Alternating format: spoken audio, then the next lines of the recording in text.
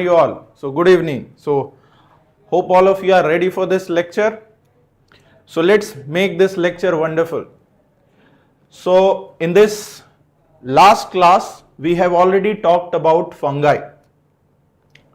So I hope that all of you are ready for the class. We are going to start with the class. Before that, all of you just confirm whether my voice is clear to you or not. So just give me a thumbs up so that I can start with the class. Okay, so let's start. In this, the topic which we are covering here, actually in the last class we have already talked about fungi. So first we have completed kingdom Monera, then we have completed kingdom Protista. Now today we are going to complete kingdom fungi. So in fungi we have already discussed about the general character of fungi, what is their mode of nutrition, what are their body type. We have also completed what are the different mode of reproduction, and we have seen that they perform vegetative propagation also, they perform asexual reproduction also, and they perform sexual reproduction also. So let's today talk about the different types of fungi. So there are basically 4 types of fungi. 4 types of fungi are there, and these 4 types are, these are the 4 types. The first one is called Phycomycetes. The second one is called Ascomycetes, Basidiomycetes, and Deuteromycetes. So how many class of fungi are there? 4. Now here Phycomycetes is also called lower fungi. It is the lower fungi. Here the Ascomycetes is called sac fungi, Basidiomycetes is called club fungi, and Deuteromycetes is called fungi imperfecti, or you can also call it imperfect fungi. Imperfect fungi. So one question is from here, right? It can be match the following of different class of fungi and what they are called. So for example, if I say club fungi, so you will say Basidiomycetes. Fungi imperfecti or imperfect fungi, you will say Deuteromycetes. If I say sac fungi, you will say Ascomycetes. If I say lower fungi, you will say the Phycomycetes. So one question from here, very simple question. Then let's see all of these types of fungi one by one. General character we have already seen. Now all of them will be heterotrophic, saprophytic, so the common character will remain the same. But now all of them have certain unique personal character also. So we will see that one by one. So the first one is Phycomycetes. Tell me, what is it called? So we have seen Phycomycetes is also called lower fungi. It is called lower fungi. Where is it found? So it is found in aquatic and moist habitat. Most of the fungi is found in moist habitat only. Then aseptate and cenocytic hyphae. Now last class, recall your last class memory. We have said that fungi has a filamentous body type. Means the body is made up of filament like structure called hyphae, and network of hyphae is called mycelium. There we have seen that mycelium can be of 2 types, septate and aseptate, right? So here in Phycomycetes, remember, aseptate means what? If this is the hyphae or mycelium, the nucleus are present without any septa. No septa is present, so it is called aseptate. It appear to be multicellular. See, right now I am not asking any questions, so all of you can stay away from your chat box and just focus on what I am explaining. Once I will complete the part, then when I start asking question, then only use your chat box. All of you right now focus here. What are the different points given? Because from these points only I'm going to ask the questions.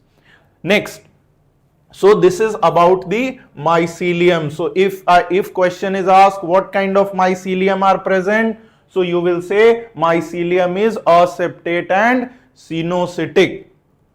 Then next one, asexual reproduction. Is asexual reproduction present here? Yes, asexual reproduction is present, and here zoospore and aplanospore is formed. Now remember, last class I have told you one code. Tell me the code for asexual reproduction. All of you in your chat box write the code. I have told you there is one simple code through which you can memorize all the asexual spore, and that code is, let me see how many of you can recall the code. So asexual reproduction, yes, I can see Pinky, Lakshya, yes, correct, Sagar.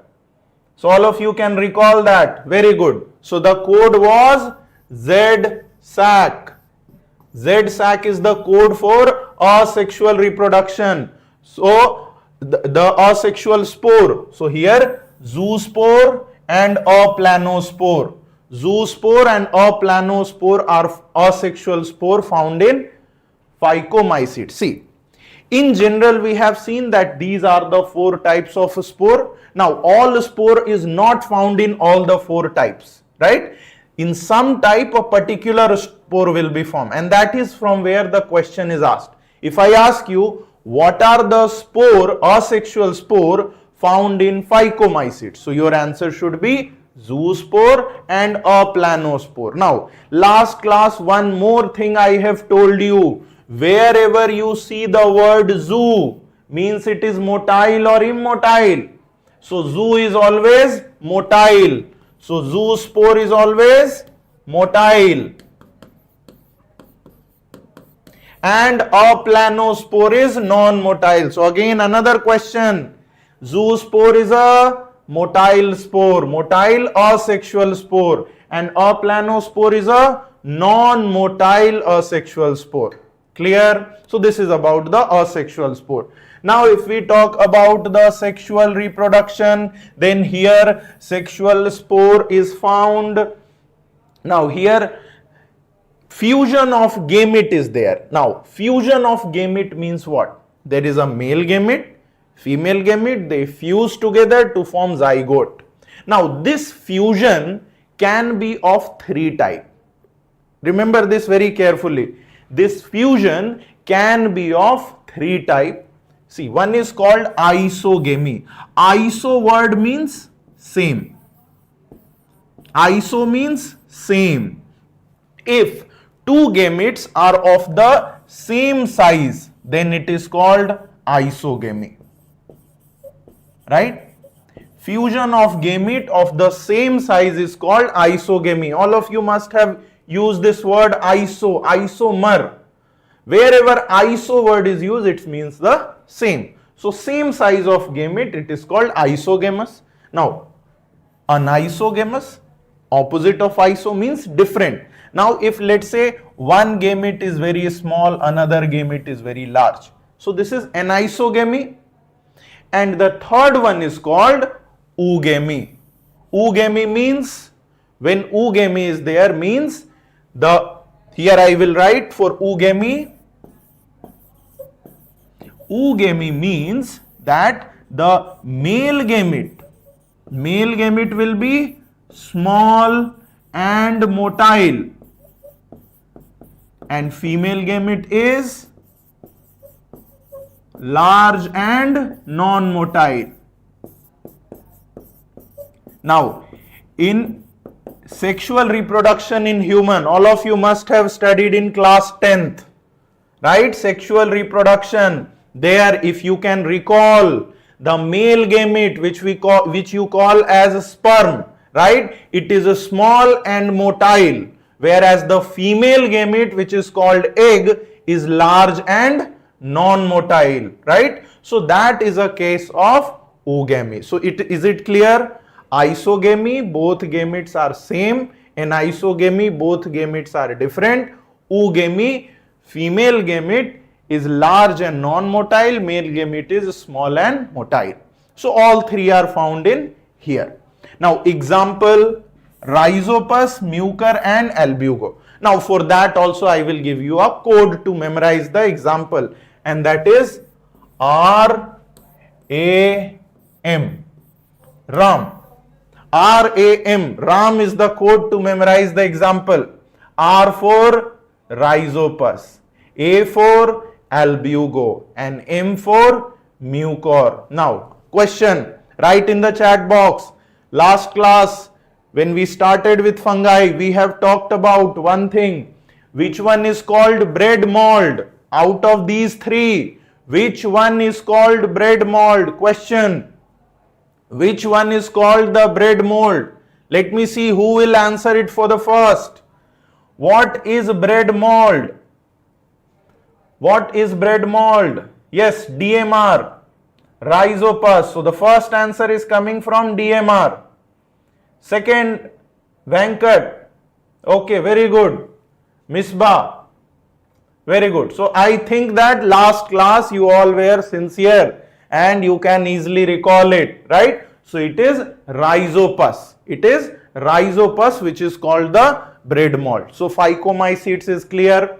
Example, their spore, how they produce sexually, and these are the diagrams of the Phycomycetes. Phycomycetes are called lower fungi. Now, next is the Ascomycete. Ascomycete is called sac fungi. Sac fungi because they form a sac called ascus. Ascus, or it is called a sac. So that's why it is called sac fungi, because it forms an ascus or a sac. This Ascomycetes, they are mostly multicellular. Why they have used the word mostly? Because here there is a unicellular also present, which we have seen in the last class. Unicellular fungi is called yeast. We have seen it has multiple function. So yeast is the unicellular. So if question is asked, Ascomycetes, so Ascomycetes is mostly multicellular, some of them are unicellular. Now here how the mycelium is there? So here you will see the mycelium is not a septate. Here the mycelium is septate, means in between two cell septa is present. So it is called septate, and it is also branched. So septate and branched mycelium is the character. Then asexual spore is conidia. See here, you can see the diagram. Here this is called the conidiophore. In the last class there was last question where this term was used, and I told you I will explain it in the next class, right? So this is the Ascomycetes. This stalk is called conidiophore. Conidiophore. Conidiophore is just like a stick on which the conidia is attached. So this is conidiophore, and these small structure, these are called conidia. Now conidia is present outside, so it is exogenous or endogenous. Exo means outside, so this conidia is exogenous. Remember, exogenous. This conidia is and exogenous, and this is also asexual spore. So conidia, if we have to define, note it down. Conidia is an exogenous asexual spore which is found on conidiophore. Here also you can say this is the conidiophore, and these are small conidia which is present exogenously.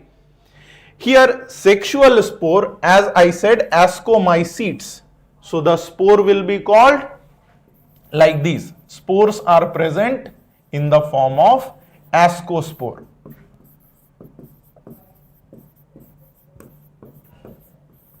ascospore. So as you can see here, sexual spore is ascospore. Ascospore is present inside a sac called ascus, and that is the reason why it is called sac fungi. It is called sac fungi because the sexual spore, also called ascospore, is found inside a sac called ascus. So it is called ascospore or sac fungi.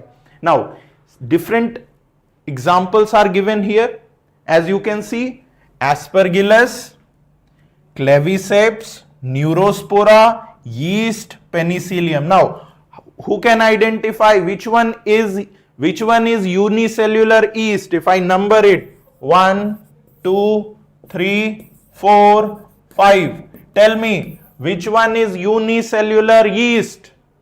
So unicellular yeast is this one. As you can see, this is unicellular. So this is unicellular yeast. This one is Claviceps. This one is Claviceps. This one is Penicillium. This one is Aspergillus. And this one will be called as Neurospora. Neurospora. See, the diagrams, only these two diagrams are there in NCERT, so that you can see through NCERT, and rest diagrams not given clearly, so you can ignore it.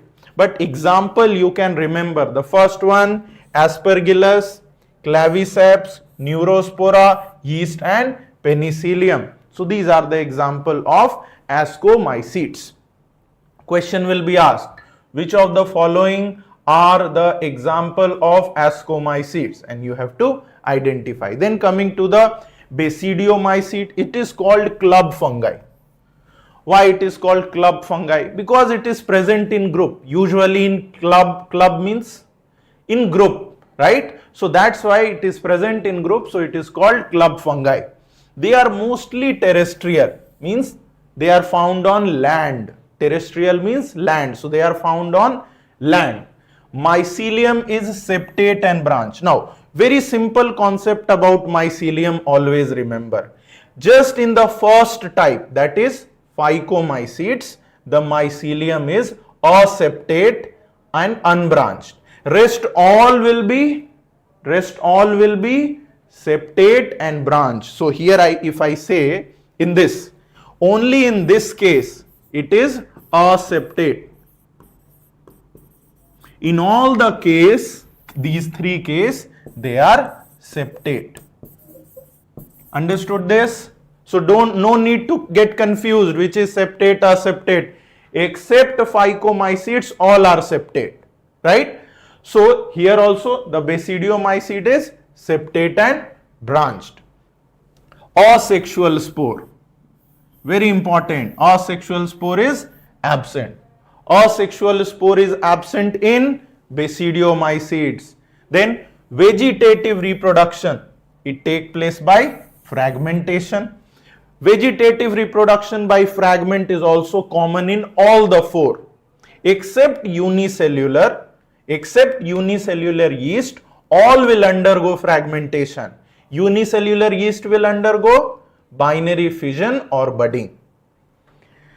Sexual spore will be Basidiospore. So here, see, they are present in a basidium. So this diagram not given in NCERT, but you can just try and understand it. See, let's say this is the basidium. This is the basidium. This we will call as basidium. And on the surface of the basidium is the Basidiospore. So now if I ask you, is it endogenous or exogenous? It is outside, right? So it is exogenous. Exogenous. So remember, sexual spore, Basidium is exogenous. And it is produced on Basidia, or also called Basidium. Is it clear? So Basidium, on the Basidium you have Basidiospore, which is exogenous. Finally the example, Agaricus. Agaricus is also called mushroom. mushroom. Eustylago, also called smut fungi. Last class we have seen. Puccinia, also called rust fungi. Right? Apart from that, if I say toadstool, what is toadstool? Tell me. Last class I have explained. Toadstool is, it is poisonous or non-edible mushroom. Non-edible mushroom. Is it clear? So these are some of the example of Basidiomycetes. Then comes another one and the last one. Last but not the least important. It is also called imperfect fungi, or in the beginning I said fungi imperfecti. Why we call it imperfect? Because in this case the sexual reproduction is absent. We call it so because sexual reproduction is absent. Sexual reproduction is absent. So that's why it is also called imperfect fungi. But is asexual reproduction present? Yes, asexual reproduction is present. So which asexual spore will be formed? Conidia. Conidia is a exogenous spore. Exogenous spore. Now they are, as I said already, remember, for all they are septate and branched mycelium. They are septate and branched mycelium.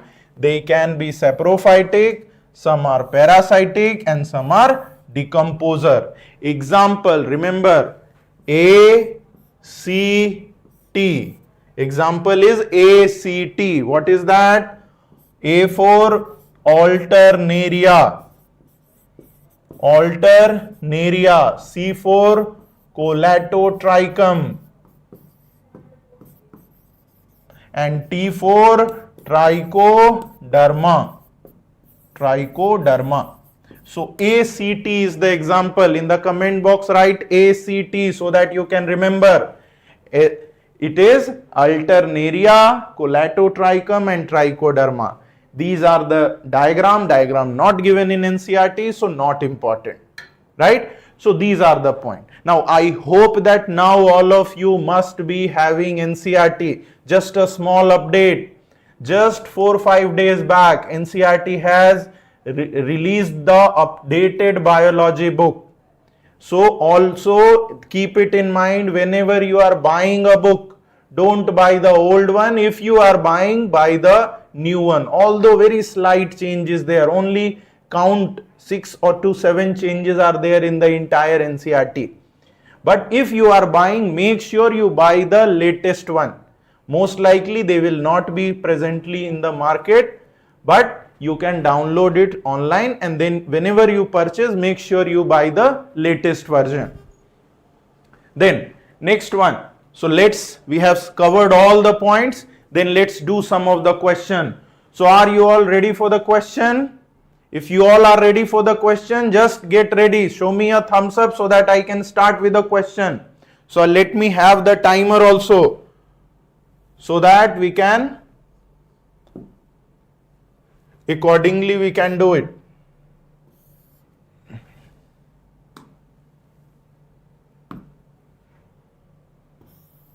Yes.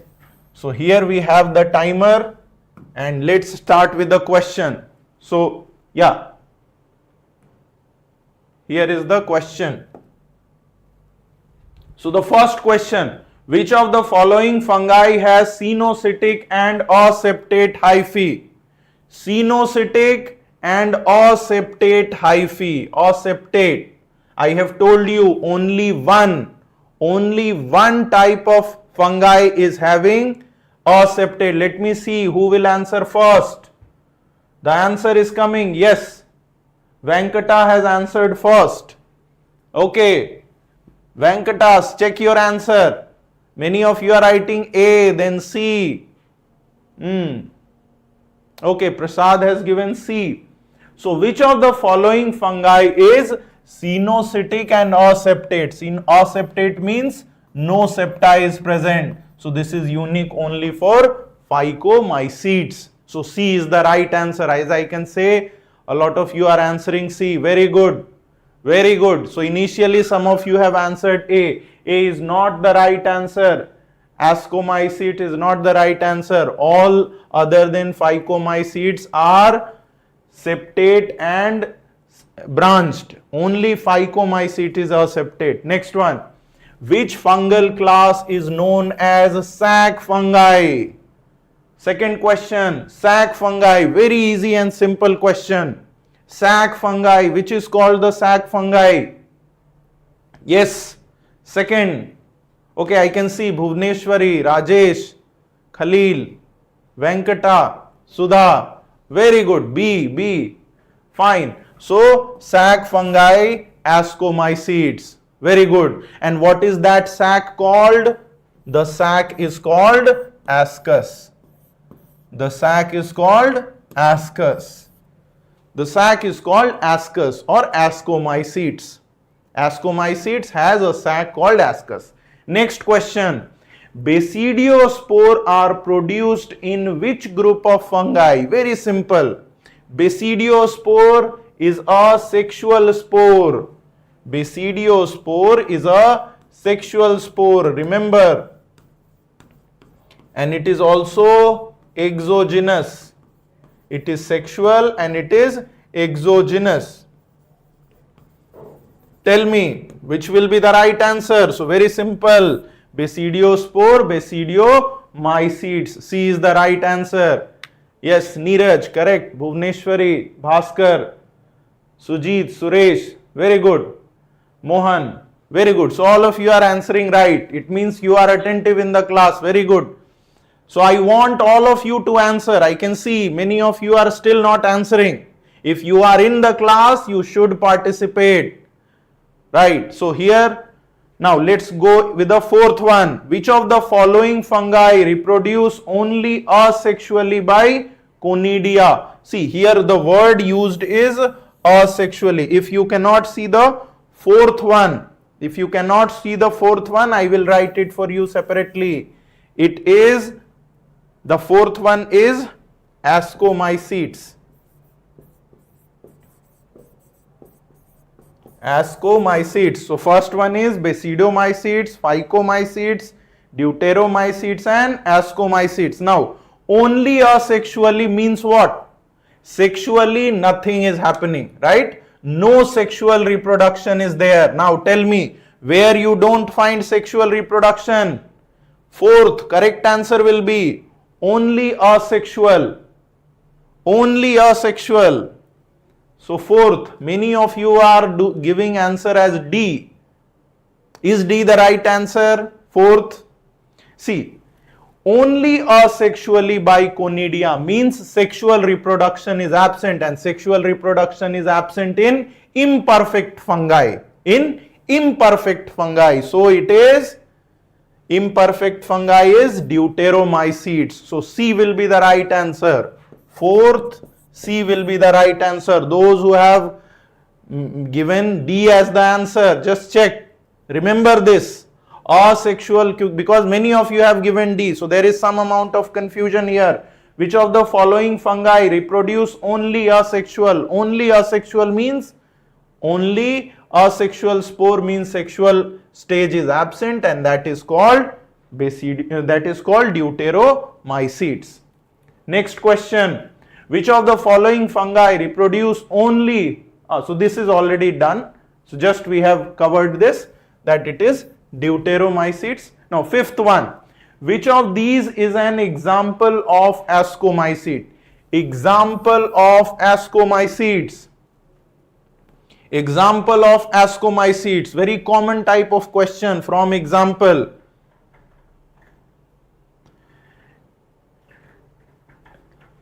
Very common type of example. Which of these is an example of Ascomycetes? See, Phycomycetes, Ascomycetes, Basidiomycetes. So in Ascomycetes, what we have seen? So correct answer will be, tell me, I can see many of you are answering C. Most of you are answering C. So Ascomycetes, correct answer is Penicillium, right? Ascomycetes, correct answer is Penicillium. Agaricus belong to which class of fungi? Just we have seen. Agaricus. What is agaricus? Agaricus. It belong to which class of fungi? Agaricus. So agaricus belong to Basidiomycetes. Right? So 6 correct answer will be B. Then which fungi is called imperfect fungi? Which fungi is called imperfect fungi? Imperfect fungi which has sexual reproduction absent. So it is Deuteromycetes, 7C. Zoospore are found in. Zoospore. Remember, zoospore is found in. So the correct will be Phycomycetes. 8 correct answer will be D. Right? So tell me, how many of you have done all 8 correct? Anyone who has got 8 out of 8? Anyone who has got 8 out of 8? So these were the 8 questions. So we have taken 7 minutes to complete these 8 questions. Now let's move ahead. So here, now we will see that we have completed this kingdom fungi. So we have completed 3 important kingdom. Kingdom Monera, then we have completed kingdom Protista, then we have completed kingdom fungi.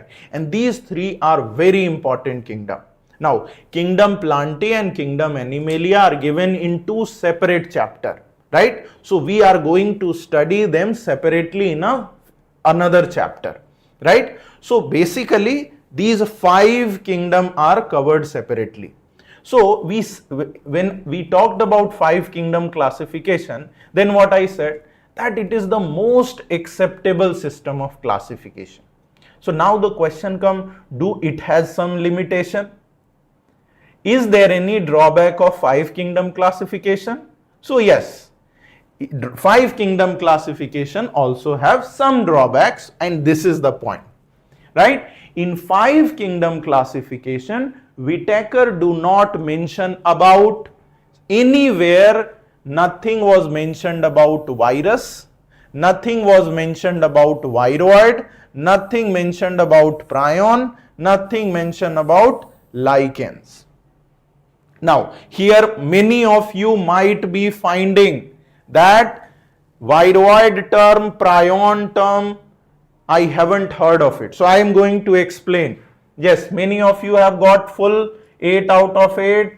So you are on fire, right? Very good. So if you have got all correct, it means that you are attentive in the class. Many of you have got 7, 6, fine. So it means that you all are attentive in the class. So continue. So now you can remain a little away from the chat. No chatting now, because now we are getting into the theory part. When again I will ask question, then again you can start answering. But stay away from. Yes, I can see Sudha, Indana, Yashwant, all of you have got 8. Very good. So now no more chatting. Just stay away from the chat. I am going to explain a very important concept here. So in 5 kingdom classification, the problem was Whitaker could not explain what are these and where are they will be placed. So these are the 4 things which we are going to study. Now out of these 4, the first 3 are considered acellular organism. Now first question which come into your mind, sir, what is acellular organism? Unicellular I know, multicellular I know, but what is acellular? Acellular means which is not cellular. Means, what do you mean by non-cellular? Means virus, viroid and prion, they are not considered as a cell. They are not considered as a cell. That's why they are called acellular entity. They are called acellular. Fine. Now, virus is acellular, viroid is acellular and prion is acellular. Now, lichen is not acellular. It is made up of, in the last class also we have talked about it, lichen is symbiotic association between algae and fungi, between algae and fungi, right? So lichen also has not got any mention in the 5 kingdom classification. Now let's see all of them one by one. So first we will see virus, viroid, prion. So you are going to learn very new concept in this class, because I know most of you haven't heard about prions. You must be hearing it for the first time. How many of you are hearing it for the first time? Prions. Just give a thumbs up, then I will understand. You are hearing it for the first time. So we are going to understand all these new terms today. So now first let's start with virus. Virus all of you must be knowing, right? During COVID we were only talking about virus, nothing else, right? So we are very much aware about virus, and to some extent we fear from virus also, right? So virus, what are the characteristics of virus? Why I am not accepting it as a cell, right? So is virus living or non-living? So the question is coming, is virus living? Is virus living? Yes or no? Do we consider virus as a living? Do we consider virus as a cell? So in both the case the answer is no. We don't consider virus as living and we don't consider it as a cell. So that's why we call it acellular. Now the question that come into your mind that, sir, this virus is causing so much infection, it caused so much dead, it is spread in the body, then how it is not living? So here comes the unique point about virus. See, when virus is outside the body,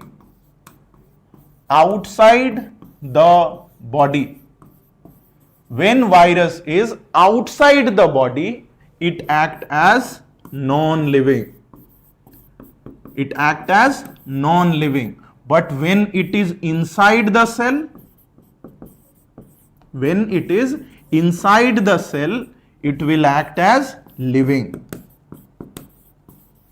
So that is why many times virus is considered as a link between living and non-living.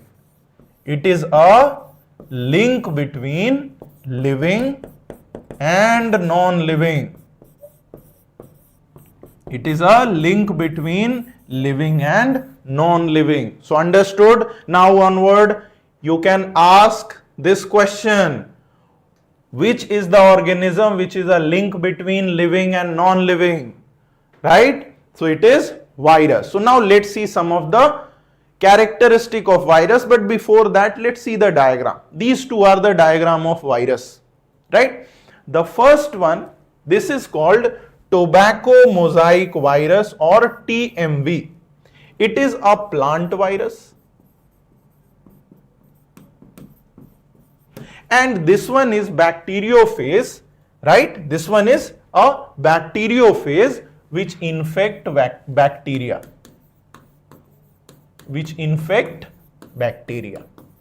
So remember, if I give you the diagram, you should be able to identify tobacco mosaic virus and bacteriophage. Now just see this bacteriophage. They have a head. See, this is head. Now head is polygonal head. Then there is a collar. You can see this is the collar. Then there is a sheath. This is the sheath, and these are the tail. So bacteriophage has this part: head, collar, sheath and tail. On the other hand, if you see tobacco mosaic virus, so inner part, this is, you can see RNA, and outer part is the capsid. So we will see about this. So I think diagram you can simply, both diagram are given in NCERT. The TMV and bacteriophage both are present here. Now, if we talk about the discovery of virus, so 3 scientists' names are very important. The first one is Dmitry Ivanovsky. Dmitry Ivanovsky, he has discovered virus. He has discovered virus in which disease? Tobacco mosaic disease. He was studying the tobacco mosaic disease and he come across with tobacco mosaic virus. Then second scientist, Bijernik, and Bijernik has called virus as Contagium vivum fluidum. Contagium vivum fluidum means infectious. It means infectious living fluid. Infectious living fluid. Contagium vivum fluidum. So he called it infectious living fluid. Then Stanley. Stanley is another scientist. He has crystallized tobacco mosaic virus. Now, crystallization of virus has given the idea that it is non-living, because living entity can never crystallize. Only non-living can crystallize, right? So, 3 scientists, 3 contribution. It is given in NCERT. The name of scientists are given. So, it is very important from NEET point of view. You will be asked. Then, the point which I have asked, are they living or they are non-living? So, they are living inside the host because they can reproduce inside the host, they can show mutation and evolution inside the host, but when they are non-living means they are outside the host. So, outside the host they are acellular, they can be crystallized and they remain inactive. So, now the question of living or non-living is very much clear. Then, if we talk about the characteristic of virus, so this also we have seen, non-cellular, submicroscopic means they are smaller than bacteria. They are smaller than bacteria. They are smaller than bacteria. They can be crystallized, right? And they can replicate using the host metabolic machinery. So they are like that person who enter inside the house and use all the resources of the house to increase their number. So they will enter inside the cell and they will kill the cell and increase their number. That is their nature. So, and then this point also we have seen that inside the host living but outside the host non-living. And then let's see the structure. Very important part, the structure. Just pay attention here.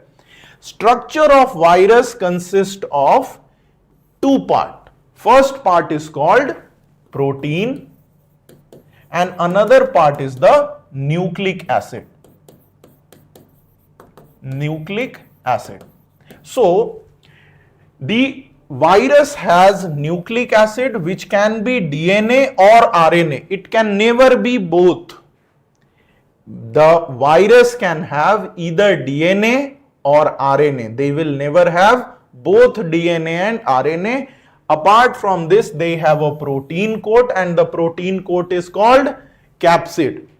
Here you can see this overall protein coat is called capsid and the single protein is called capsomere.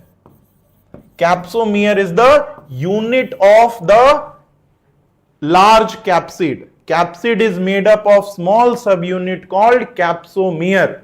Capsomere. Then virus, if DNA is the genetic material, it is called DNA virus. If RNA is the genetic material, RNA virus. So in virus, nucleic acid act as the genetic material. Nucleic acid act as genetic material, right? And protein is the covering which is called capsid. So this point is clear. Virus is made up of nucleic acid and protein. Nucleic acid can be RNA and DNA, but it can never be both in the same virus. Now, they are specific to a particular host. They can be plant virus. Plant virus are usually single-stranded RNA virus. Plant virus, most of them are single-stranded RNA virus. Animal virus, it can be both RNA and DNA virus. It can be both RNA and DNA virus. Bacteriophage, they are mostly DNA virus. They are mostly DNA virus. So remember, plant virus are mostly RNA virus. Animal virus can be both DNA and RNA virus, and bacteriophage can be DNA virus. So remember this genetic component. Actually, bacteria are divided on the basis of DNA and RNA. There are several diseases caused by virus: common cold, influenza, AIDS, dengue, COVID-19, right? All are human disease. Plant disease, tobacco mosaic virus, leaf curl disease, and they, as I said, they infect bacteria also, and such bacteria, such virus which infect bacteria is called bacteriophage. So this was all about the virus. Next is prion. Next is prion. So prions are mainly, they are proteinaceous infectious agent. Prions are P for prions, P for protein. Remember, prions are infectious protein and they have no nucleic acid, or means they do not have DNA or RNA, they are only protein. They cause degenerative brain disease. Two diseases are there. One is called mad cow disease. It is caused in cattle. Mad cow disease is caused in cattle, and another is CJD disease, which is caused in human. It is also called Jacob's disease. Jacob's disease is caused in human. So prion are infectious protein. P for prion, P for protein. They are infectious. What are the disease they cause? Mad cow disease in cattle and Jacob's disease in human. Then viroid. So viroid are RNA. It was discovered by Diner and it caused a disease called potato spindle tuber disease. Potato spindle tuber disease. Which disease? Potato spindle tuber disease. These viroid are actually RNA. Just like prion was protein, viroid is RNA, and they are the smallest infectious agent. If question is asked, which of the following is the smallest infectious agent? The answer will be viroid, because viroid are even smaller than virus. They are even smaller than virus, right? They have only RNA, they don't have DNA, they don't have protein, and they are small, so they are low molecular weight. Low molecular weight. So in simple term, if we say viroid are infectious RNA which is low molecular weight, they don't have DNA, they don't have protein. So the unique feature, as I said, smaller than virus, infect plant, replicate inside the host cell, and RNA is not translated here. So these are some of the character of prions. So what we have learned? We have learned about virus, we have learned about viroid, we have learned about prions. Prions are infectious protein. Viroid are infectious RNA. Virus are acellular, which is living inside the host, non-living outside the host. So these are the point we have seen. Now lastly, if you compare viroid and virus, so viroid is RNA only, right? In case of viroid, protein coat is absent, infect plants only, and their size is smaller as compared to virus. So now the time is already up. I have planned some question, but that question I will ask in the beginning of the next class tomorrow. So all of you have to go back, you have to revise. All of you have to revise. And before going, all of you need to like the chat. If you have learned something new today, just like the video, and thank you all of you for engaging and in the next class I will ask question based on this. Okay, thank you all of you. Thank you.